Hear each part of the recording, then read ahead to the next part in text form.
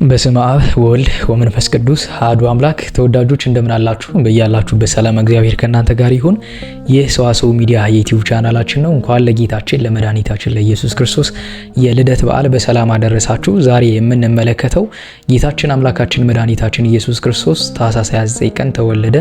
እንዴት ይህ ቀን ተገኘ? እንዲሁም ደግሞ ምዕራባውያን ዲሴምበር 25 የጌታ ልደት ያከብሩታል ከኛ 2 ሳምንት ቀደም ብለው። ይህስ እንዴት ልዩነት ተፈጠረ የሚለውን እንዲሁም ደግሞ ጾመ ገሃድ ምንድነው የሚለውን አብረን የምንመለከት ይሆናል ማለት ነው። እግዚአብሔር አምላካችን ከጅማሬ እስከ ፍጻሜ አብሮ እንዲሆን ቅዱስ ፈቃዱ ይሁንልን። ለዩቲዩብ ቻናላችን አዲስ ከሆናችሁ ደግሞ ሰብስክራይብ በማድረግ ቤተሰብ ሁኑ። ስለዚህ የመጀመሪያ የምንመለከተው ጌታችን አምላካችን መድኃኒታችን ኢየሱስ ክርስቶስ ቅድስት ቤተክርስቲያን ታኅሳስ 29 ቀን ተወለደ ብላ ታከብረዋለች። ምስራቃውያን አብያተ ክርስቲያናትም ታኅሳስ 29 ቀን እንደተወለደ ይናገራሉ። የምዕራባውያን አብያተ ክርስቲያናት ደግሞ ዲሴምበር 25 ያከብሩታል የጌታ ልደት ማለት ነው። እና ይሄ ልዩነት እንዴት ተፈጠረ ነው።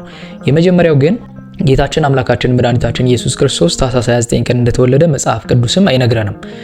ነገር ግን መጽሐፍ ቅዱስ ባይነግረንም ግን ለዛ ፍንጭ የሚሆን ነገር ግን አስቀምጦልናል። ይህንም ደግሞ የምናገኘው በሉቃስ ወንጌል ምዕራፍ 1 ከቁጥር 8 እስከ 14 ያለውን ቃል በማንበብ ነው። እርሱም ደግሞ በክፍሉ ተራ በእግዚአብሔር ፊት ሲያገለግል እንደ ካህናት ሥርዓት ወደ ጌታ ቤተ መቅደስ ገብቶ ለማጠን ዕጣ ደረሰበት፣ ካህኑ ዘካርያስ ማለት ነው። በዕጣንም ጊዜ ሕዝቡ ሁሉ በውጭ ቆመው ይጸልዩ ነበር። የጌታን መልአክ በዕጣኑ መሠዊያ ቆሞ ታየው። ዘካርያስን ባየው ጊዜ ደነገጠ፣ ፍርሃትም ወደቀበት ይላል። እንግዲህ ካህኑ ዘካርያስ ወደ ቤተ መቅደስ የገባበት ይህ ዕለት በዕብራውያን የዘመን አቆጣጠር በዕብራውያን ወይም ማለትም በእስራኤላውያን የዘመን አቆጣጠር በዓለ ስርየት ተብሎ የሚጠቀሰው ነው። ይህ በዓለ ስርየት ደግሞ በእነሱ 7ኛው ወር በጥቅምት 10 ቀን የሚውል ነው። እንግዲህ እንደ ክህነት ስርዓት ወይም ደግሞ እንደ ሊቀ ካህናት ስርዓት ይህ ጊዜ በዓለ ስርየት ስለሆነ ህዝቡ ከውጭ ይቆማሉ። ሊቀ ካህኑ ብቻ ወደ ቤተ መቅደስ ገብቶ በጽንሃው ላይ ፍህም አድርጎ በፍህሙ ላይ ደግሞ ዕጣን አድርጎ መጀመሪያ የእሱን ኃጢአት አስተስርዮ፣ ሁለተኛ ደግሞ የህዝቡን ኃጢአት አስተስርዮ ይወጣል ማለት ነው። ስለዚህ በክፍሉ ማንም የሚቆም የለም ከሊቀ ካህኑ ውጭ ማለት ነው። ህዝቡም ደግሞ በውጭ ይጠብቁት ነበር ይላል። ይህ ደግሞ በዓለ ስርየት ነው። ስለዚህ በዓለ ስርየት በእነሱ ጥቅምት 10 ቀን ይውላል። ይህንን ደግሞ የምናገኘው በዘኍልቍ ላይ ምዕራፍ 29 እንዲሁም ደግሞ በኦሪት ዘሌዋውያን ምዕራፍ 16 ከቁጥር 29 ላይ እናገኘዋለን። በኦሪት ዘሌዋውያን ምዕራፍ 29 ላይ የምናገኘው ይህም የዘላለም ስርዓት ይሁንላችሁ፣ በዚያም ቀን ትነጹ ዘንድ ማስተሰሪያ ይሁንላችኋልና በ7ኛው ወር ከወሩም በ10ኛው ቀን ራሳችሁን አስጨንቋት፣ የአገር ልጅም በእናንተ መካከል የተቀመጠም እንግዳን ስራ ሁሉ አትስሩበት፣ በእግዚአብሔር ፊት ከኃጢአታችሁ ሁሉ ትነጻላችሁ ይላል። ስለዚህ ይህ ቀን ለነሱ በዓለ ስርየት የሚባለው የስርየት ቀናቸው ነው። ያ ማለት የሚውለው በእነሱ ጥቅምት 10 ቀን ጥቅምት 10 ወይም ደግሞ በ7ኛው ወር በወሩም ደግሞ በ10ኛው ቀን የሚውል ቀን ነው በዓለ ስርየት። ስለዚህ ካህኑ ዘካርያስ ወደ ቤተ መቅደስ በገባ በዚህ በክፍሉም ተራ ደርሶት ነው እንግዲህ እንደ ሊቀ ካህናት ስርዓቱ ተራ ደርሶት ለማጠን ሲገባ ያ ቀን በዓለ ስርየት የሚፈጸምበት ቀን እንደሆነ መጽሐፍ ቅዱስ ይነግረናል ማለት ነው። ስለዚህ ይህ በዓለ ስርየት የሚውለው ደግሞ በዓለ ስርየት እንደሆነም ደግሞ ብዙ ሊቃውንት ይናገራሉ። ለምሳሌ ቅዱስ ዮሐንስ አፈወርቅ የሉቃስ ወንጌል ምዕራፍ 1ን በተረጎመበት አንቀጹ ላይ በዓለ ስርየት እንደሆነ ጠቅሶ እናገኛለን። የኢትዮጵያ ሊቃውንትም ደግሞ ይህንን ነገር ሲናገሩ ካህኑ ዘካርያስ ወደ ቤተ መቅደስ የገባበት በዓለ ስርየት ነው ይሉና ካህኑ ዘካርያስ ወደ ቤተ መቅደስ ገባ የሚለውን አንቀጽም ሲተረጉሙ ጨረቃ ሰርቅ ባደረገች በ10ኛው ቀን ነው ይላሉ። ዕለቱም ደግሞ ዕለተ ዮሴፍ በዓሉም ደግሞ በዓለ ስርየት ነው ብሎ ይጠቅሳሉ ማለት ነው። ስለዚህ ዕለቱ በዓለ ስርየት መሆኑ በዚህ ይታወቃል ማለት ነው። ስለዚህ ታዲያ ዕብራውያኑ አቆጣጠር ጥቅምት 10 ከኢትዮጵያ የዘመን አቆጣጠር ጋር እንዴት ማገናኘት እንችላለን ነው ወይስ ደግሞ አንድ አይነት ቁጥር ነው የምንጠቀመው የሚለውን ስንመለከት የእነሱ ጥቅምት 10 የዋለበት ቀን ወደ ኢትዮጵያ የዘመን አቆጣጠር ለማውጣት የነሱ ሰርቅ ወይም ደግሞ ጨረቃ ሰርቅ ባደረገች በ10ኛው በጥቅምት 10 ወይም ደግሞ በ7ኛው ወር በጥቅምት 10 ቀን ነው የዋለው ነው። ስለዚህ የጨረቃን የዘመን አቆጣጠር ወደ ፀሐይ ዘመን አቆጣጠር ወይም ደግሞ የነሱን የዘመን አቆጣጠር ወደ ኢትዮጵያን አቆጣጠር ስናመጣው ብዙ ሀተታ ቢኖረውም ግን ዕለቱን ስናስብ የሚውለው ያ ማለት የጨረቃን የዘመን አቆጣጠር ወደ ፀሐይ የዘመን አቆጣጠር ስናመጣ የምናገኘው መስከረም 27 ሆኖ እናገኘዋለን ማለት ነው። ስለዚህ ካህኑ ዘካርያስ መስከረም 27 ቀን መልአኩ ቅዱስ ገብርኤል ገብቶ ወደ ቤተ መቅደስ ያበሰረበት ቀን ሆኖ እናገኘዋለን ማለት ነው። እሱን ካደረገ በኋላ እንግዲህ አገልግሎቱ በተፈጸመ ጊዜ ወደ ቤቱ ገባ ይለናል ቅዱስ ሉቃስ። ቅዱስ ያሬድም ይህንን መሰረት በማድረግ ወእምድኅረ ክልኤ መዋዕል ጸንሰት ኤልሳቤጥ ብእሲቱ ይላል። ከሁለት ቀን በኋላ ሚስቱ ኤልሳቤጥ ጸነሰች ይለናል ቅዱስ ያሬድ። ስለዚህ ቅዱስ ዮሐንስ የተጸነሰበት ዕለት ካህኑ ዘካርያስ መስከረም 27 ተበስሮ መስከረም 29 ቀን ቅዱስ ዮሐንስ ተጸንሷል ማለት ነው። ስለዚህ ከመስከረም አንስተን ወደ 6 ወር ስንቆጥር ማለት ነው። ይህንንም ደግሞ የምናገኘው መልአኩ ቅዱስ ገብርኤል ዘካርያስን እንዳበሰረ ድንግል ማርያምንም ደግሞ መጥቶ እነሆ ዘመድሽ ኤልሳቤጥ መካን ሲሏት 6 ወሯ እነሆ ከጸነሰች 6 ወሯ ሆናት ይላታል። ስለዚህ ጌታ ቅዱስ ዮሐንስ ከተጸነሰ በ6ኛ ወር ነው የተጸነሰው ማለት ነው። ያ ዕለት ደግሞ መጋቢት 29 ሆኖ እናገኘዋለን። ያ ማለት ከመስከረም 29 ወደ 6 ወር ስንቆጥር መጋቢት 29 ቀን ጌታችን አምላካችን መድኃኒታችን ኢየሱስ ክርስቶስ የተጸነሰበት ዕለት ሆኖ እናገኘዋለን። ቃል ሥጋ የሆነበት በድንግል ማኅፀንም ደግሞ የተጸነሰበት ዕለት መጋቢት 29 ቀን ሆኖ እናገኘዋለን 6 ወር ሲሆን፣ ይህ እንዴት ሆነ ሲባል ቅዱስ ዮሐንስ ለጌታ መንገድ ጠራጊ እንደሆነ በነቢያት ትንቢት የተነገረለት ነው። እንዲሁም ደግሞ ቅዱስ ሉቃስ በወንጌሉ ላይ መልአኩ ቅዱስ ገብርኤል እመቤታችን ቅድስት ድንግል ማርያም ሲያበስራት እሷ ከጸነሰች 6 ወር ሆኗታል ነው ያላት እና ዮሐንስ ከተጸነሰ በ6ኛ ወር ጌታ ተጸንሷል ማለት ነው። ስለዚህ ጌታችን አምላካችን መድኃኒታችን ኢየሱስ ክርስቶስ የተጸነሰበት ዕለት መጋቢት 29 ዕለተ እሁድ ነው። ስለዚህ አንድ ወንድ ልጅ ደግሞ በእናቱ ማህፀን የሚያድረው 9 ወር ከ5 ቀን ነው። ስለዚህ ከመጋቢት 29 ቀን ጀምሮ 9 ወር ከ5 ቀን ስንቆጥር ጳጉሜን ጨምሮ ማለት ነው ታኅሳስ 29 ቀን የጌታ ልደት ሆኖ እናገኘዋለን ማለት ነው። የጌታ ልደት ሆኖ እናገኘዋለን። ስለዚህ ነገር ብዙ ሊቃውንት ተናግረዋል። ከሊቃውንቱ መካከል አንደኛው ወልደ መነኮስ የተባለው ሊቅ ነው። ወልደ መነኮስ ስለዚህ ነገር ሲናገር ምን ይላል?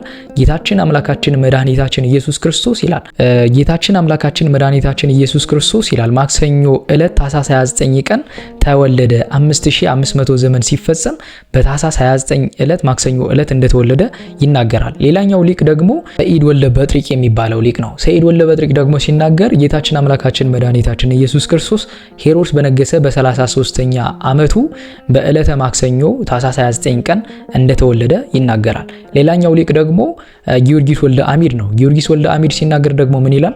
ጊዮርጊስ ወልደ አሚድ ሲናገር ታኅሳስ 29 ማክሰኞ ዕለት ተወለደ፣ መጋቢት 29 ዕለተ እሁድ ተጸነሰ፣ ታኅሳስ 29 ዕለተ ማክሰኞ ደግሞ ተወለደ ይለናል። ስለዚህ ቅድስት ቤተክርስቲያን የሊቃውንቱን እንዲሁም ደግሞ ትውፊትን መሰረት በማድረግ ጌታችን አምላካችን መድኃኒታችን ኢየሱስ ክርስቶስ የተወለደው ታኅሳስ 29 ቀን ነው፣ የተጸነሰው ደግሞ መጋቢት 29 ቀን ነው ብላ ትናገራለች ማለት ነው። ስለዚህ ቅድስት ቤተክርስቲያን መሰረቷ መጽሐፍ ቅዱስ እንዲሁም ደግሞ አባቶቿ ትውፊትን በማስቀመጥ መሰረቷን መጽሐፍ ቅዱስ አድርጋ በትውፊት ያገኘችውን ትክክለኛ የቀመሯ ማለት ነው ጌታችን አምላካችን መድኃኒታችን ኢየሱስ ክርስቶስ ታኅሳስ 29 ቀን ዕለተ ማክሰኞ እንደተወለደ ትናገራለች። በዛውም ዕለት ታከብራለች ማለት ነው። ብዙ ምስራቃውያን አብያተ ክርስቲያናት የሚያከብሩት በዚሁ ዕለት ነው ማለት ነው። ስለዚህ ሌሎቹ አብያተ ክርስቲያናት ደግሞ ምዕራባውያን አብያተ ክርስቲያናት ደግሞ የሚያከብሩት ዲሴምበር 25 ነው። ይህ እንዴት መጣ ነው? ምዕራባውያን ዲሴምበር 25 ለምን ያከብሩታል? የጌታ ልደት ነው።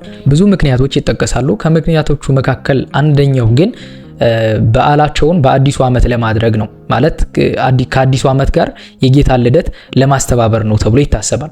እንዴት ነው እሱ? የነሱ የሮም መነኩሴ የነበረ ዲዮናስዮስ ኤክሲጀስ የሚባል ሰው በ525 ዓመተ ምህረት ማለት ነው ታሪክን መሰረት አድርጌ ባጠናሁት መሰረት ይላል። ታሪክን መሰረት አድርጌ ባጠናሁት መሰረት የጌታ የተወለደው ከአንድ ዓመተ ምህረት በፊት 7 ዓመት ቀደም ብሎ ነው አለ። ያ ማለት 5500 ዘመኑ ከመፈጸሙ 7 ዓመት ቀደም ብሎ ያ ማለት 5493 ዓመተ ዓለም ላይ ነው ማለት ነው ጌታ የተወለደው በሱ አቆጣጠር። ስለዚህ ይህንን ስላገኘው ስላለ በብዙ ምዕራባውያን ዘንድ ተሰሚነት አግኝቷል ማለት ነው። ስለዚህ ያንን በማድረግ ከነበረው 525 ዓመተ ምህረት ላይ 7 ዓመተ ምህረት ሲጨምርበት የነበረው 525 ወደ 532 ዓመት አደገ ማለት ነው። 7 ዓመት ጨመረበት ልዩነቱ ያመጣ። ስለዚህ ቀደም ብለው ዲሴምበር 25 የጌታ ልደት በማክበር አዲሱ ዓመታቸውን ጃንዋሪ 1 ስለሚጀምር ዲሴምበር 25 ያከብሩታል የጌታ ልደት ከአዲስ ዓመት ጋር ለማክበር። ሌላኛው ደግሞ የነሱ ምክንያት እንደ ምክንያት የሚያነሱት አንድም ደግሞ የአዲስ ዓመት ዓመታቸው የሚጀምረው ጃንዋሪ ነው። ጃንዋሪ 1 ደግሞ ቅዝቃዜው ዘመን አልፎ ጃንዋሪ 1 ፀሐይ የሚወጣበት ጊዜ ስለሆነ ከዛ ጋር ለማስተባበር ነው ይላሉ። ሁለተኛ ምክንያታቸው ግን በሮማዊ ቄሳር አማካኝነት በ275 ዓመተ ምህረት ያከብሩት የነበረ የፀሐይ አምልኮ ነበረ። ሶል ኢንቪክተስ ወይንም ደግሞ ዘ አንኮንከርድ ሰን ወይም ደግሞ የፀሐይ ልደት ብለው የሚያከብሩት በዓል አላቸው፣ የጣዖት አምልኮ።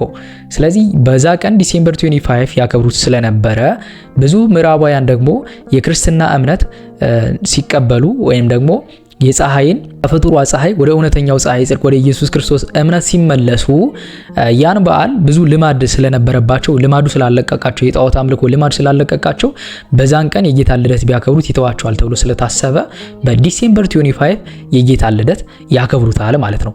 ልዩነቱ የተፈጠረው በዚህ ምክንያት ነው። ስለዚህ ልዩነቱ የተፈጠረው በዚህ ምክንያት ነው ማለት ነው። ያ የነሱ አቆጣጠር የዘመን አቆጣጠር ምዕራባውያኑ ይከተሉታል። ምስራቃውያን ቤተ ክርስቲያናት ሙሉ በሙሉ ግን የቀደመውን የአባቶችን ቅድስት ቤተ ክርስቲያን ያስቀመጠችውን ይህኛውን ታኅሳስ 29ን ቀን አቆጣጠሩን ተከትለው ይቆጥራሉ ማለት ነው። ልዩነቱ በዚህ ምክንያት ነው የመጣው። ብዙ በኢትዮጵያ ውስጥ የሚገኙ ሌሎች እምነቶች ለምሳሌ ፕሮቴስታንቶች ለምሳሌ የጌታ ልደት ከኛ ጋር አብረው የሚያከብሩ አሉ። ይህ ግን እውነቱን ለመናገር ያው የምረጡኝ ቅስቀሳ ለማድረግ ነው እንጂ ታስቦበት እነሱ ሰዎችን ሊስቡበት ስላሰቡ ነው እንጂ እነሱ ብዙዎች የሚያከብሩት በዲሴምበር 25 ነው። ሌሎችም አሁን ብዙ በኢትዮጵያም ላይ ባለፈው እያየሁ ነበረ የሚያከብሩት ዲሴምበር 25 ነው ማለት ነው። ስለዚህ ያ አምልኮ ስላለቃቸው የምዕራባውያኑ አምልኮ ስላለቃቸው በዛ ምክንያት ዲሴምበር 25 ያከብሩታል ማለት ነው። የጌታ ልደት ግን ባወቀ በተረዳ በትክክለኛው የዘመን አቆጣጠር ታኅሳስ 29 ቀን በዕለተ ማክሰኞ እንደተወለደ ቅድስት ቤተክርስቲያን ታስተምራለች። በዚሁም ደግሞ ታከብረዋለች ማለት ነው። በድጋሚ እንኳን ለጌታችን ለአምላካችን ለመድኃኒታችን ለኢየሱስ ክርስቶስ የልደት በዓል በሰላም አደረሳችሁ።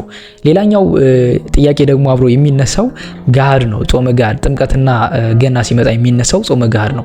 ገሃድ ማለት በአጭሩ መገለጥ ወይም ደግሞ ለውጥ ማለት ነው። ለምሳሌ የጥምቀት በዓል ሰኞ ቢውል እለቱ ሰኞ የሚውልበት ቢሆን ለምሳሌ ቅዳሜና እሁድ የሚወርድበት ታኅሳስ ጥር 10 ላይ ደግሞ የጾም ጊዜ ነው የሚሆነው። ያ ጊዜ ገሃድ ይባላል። ነገር ግን ቅዳሜና እሁድ ከዋለ ግን ከፍስክ ምግቦች ተከልክለን በሰንበት መጾም ስለማይቻል ሌሎች ፍስክ ያልሆኑ ምግቦችን እንመገባለን ማለት ነው። የጾም ምግባቶችን እንመገባለን። ነገር ግን ለምሳሌ የጌታ ጥምቀት ሮብ ዕለት ቢውል ማክሰኞ ከስጋም ሙሉ ቀንም እንጾመዋለን ማለት ነው። ሙሉ ቀን ተጾሙ ከስጋም ተከልክለን ሙሉ ቀን ጾመ ነው። ፍስክ ቢሆንም ግን ሮብ ቀን የጌታ ጥምቀት ስለሚሆን በጥምቀትና በልደት በዋለበት ሮብና አርብ ቢውል ስለሚበላ በምትኩ ማክሰኞን እንጾማለን ማለት ነው። ሮብ ዕለት የሚውል ከሆነ ማክሰኞን ሙሉ በሙሉ ከሌሎች ምግቦች ከልክለን ሙሉ ቀን እንጾማለን። የፍስክ ምግቦችንም አንመገብም ማለት ነው። ስለዚህ ገሃድ ማለት መለውጥ ወይም ደግሞ መገለጥ ማለት ነው። ጌታችን አምላካችን መድኃኒታችን ኢየሱስ ክርስቶስ አምላክነቱን የገለጠበት በዮርዳኖስ ሲጠመቅ እግዚአብሔር አብ በደመና ሆኖ የምወደው ልጄ እርሱ ነው እርሱን ስሙት ያለበት እንዲሁም መንፈስ ቅዱስ ደግሞ በርግብ አምሳል ደግሞ አምላክነቱን የገለጠበት ስለሆነ ማለት ነው መገለጥ ይሆናል። አንድም ደግሞ ለውጥ ይሆናል። ሮብ የምንጾመውን ጾም በቀደም አድርገን አንድ ቀን የምንጾመው ስለሆነ ለውጥ ይባላል ገሃድ ማለት ነው። እና በዚህ ምክንያት ገሃድም በዚህ እንጾማለን ማለት ነው። እግዚአብሔር አምላካችን ስለ ጅማሬ እስከ ፍጻሜ አብሮን ስለሆነ ቅዱስ እግዚአብሔር አምላካችን ስሙ የተመሰገነ ይሁን። ቤቱ ቅዱስ እግዚአብሔር አምላካችን በአንድ ልጅ በጌታችን በአምላካችን በመድኃኒታችን በኢየሱስ ክርስቶስ በእርሱ ያለ ጽን ክብር ላንተ ይገባል። ከእርሱም ጋራ ከመንፈስ ቅዱስም ጋራ ትክክል የሚሆን ዛሬም ዘወትርም ለዘላለሙ አሜን። ለሌሎች ወገኖቻችን ይህ ቪዲዮ ሼር እናድርግ። ይቆየን።